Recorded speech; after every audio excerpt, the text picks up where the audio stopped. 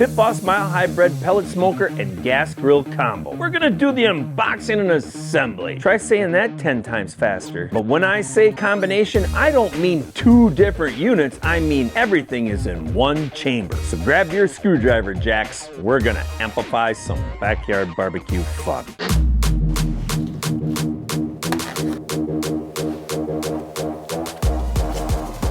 The unboxing on the Mile Hybrid is super tight. I was impressed that they had everything packed in that little box. Grab a screwdriver, it's time to build the cart. I'm starting with the front of the bottom shelf. I'm gonna use 14. Just line up that hole, get your screw, get it in nice and finger tight. And obviously look for the hole because that's where one of the casters is gonna go.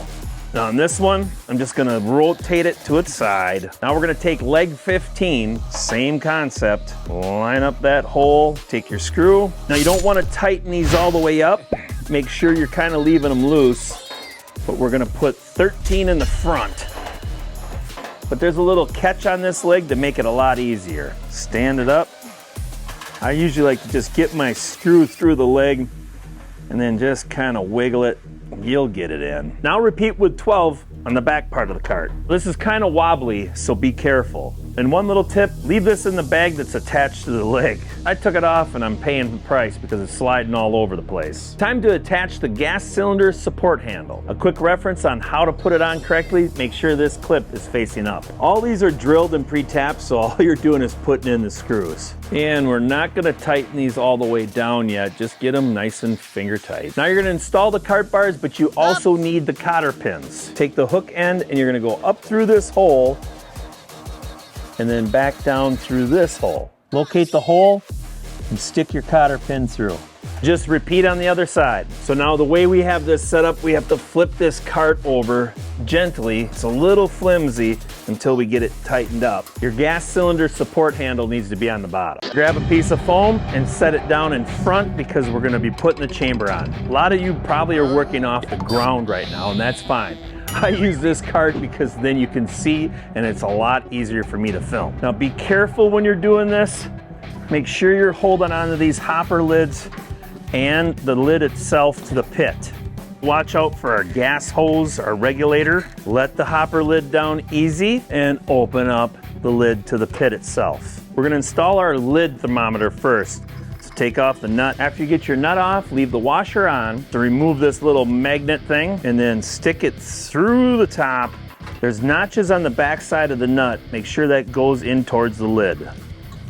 Just try to get it put on as even as you can, but you can always adjust this later. It's time to attach the cart to the chamber, so grab 12 number A bolts. You'll see back here, the holes, that's what we have to line up the legs with. Now you can do this by yourself, but you better have a long wingspan. If you have to, you'll take your nut, you're gonna have to hold it and try to line up these legs back here. It's pretty tricky, so if you got somebody to help you, they can hold the leg and line up that hole, and you can just screw it in, just like that. Get it finger tight. Now just take the remainder of the bolts, get them in those legs. It helps when you have vice grips for fingers. The ones on the front, they're real simple. You can see it and reach it. Once you get one bolt lined up, the other two go in pretty simple. After you get them all in and they're finger tight, grab your screwdriver and give them some torque. Keep on turning until you get them tight and then give them an extra quarter turn. Grab your 2 casters, your axles, your washers, and your cotter pins. Take your axle, stick it through the caster, pick it up a little bit,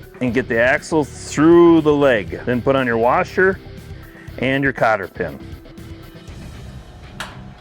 And then repeat on the other side. Now if this is on the ground, it's not that hard to do, but being that this is up on our cart, we're gonna struggle a little. Get it up in the air and just hold these lids and slowly get it down. Not even sure if we got that on film, but you get the point. Grab your gas cylinder wire container, and that's gonna go over here on the right-hand side. Take the hook end and get it in the top hole. Put a little pressure on it, and then once you get it kind of sprung, then it'll just kind of swing loosely. Grab your side shelf and 4 screws. These are the B ones. Now the easiest way is to start these top 2, get them in, and just kind of line it up, get it on there, and then it'll at least hang so you can put your last 2 in. After you get all 4 in, Get them nice and snug. Now grab your lid stopper and your screwdriver because the bolt that's already installed on the chamber. Get that off. This is pretty simple, but take the cutout part, stick it through the little notch, and then just put in the screw. Tighten that up right away, and this will hold the lid from falling all the way back. Grab your hopper handle and 4 C's. Get these screwed in, and of course get them nice and tight because this handle is how you move your pit around. Grab your heat deflector and we'll put that inside the pit. You got a little groove right here, and the notch out part goes in towards the hopper, and it'll just fit just like that. Grab your main flame broiler plate, or like I call it, your drip pan. These little notches are gonna go on the left-hand side. Get it in the pit, and the notches are gonna sit right on this little shelf, just like that. And your LP bars are gonna be right in the center. Grab the heat tents, and you can see these little brackets right here. They just go right on top of them. Grab your grates and put them in. Put the one on the right, and get the one on the left. And you even got a top shelf. And this is where you gotta kinda come in at an angle like that and get it plopped in. Put on your gas knobs and these dots, start them out on top. Get them kinda lined up and squished on, and repeat the same on this side. Grab any type of wire cutter or a scissors and cut off that wire tie that's holding the gas regulator hose up against the pit. Grab your retainer that's gonna hold your regulator hose up, put it over the hose, take your screw and get it through there, and then just line it up and get it screwed in. Now grab a tank, and this one isn't the prettiest, but we're just gonna hang it off the end. You got this little clip that your tank is gonna sit on, and take this top hanger, and that's just gonna hold onto the tank.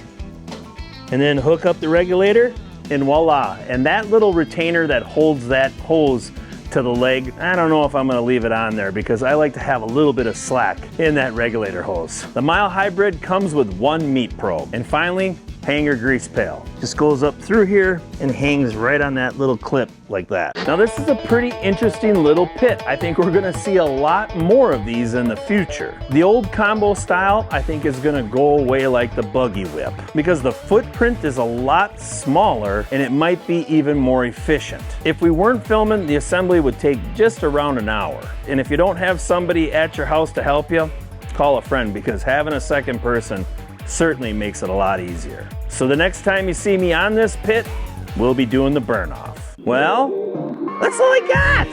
Roll the nation.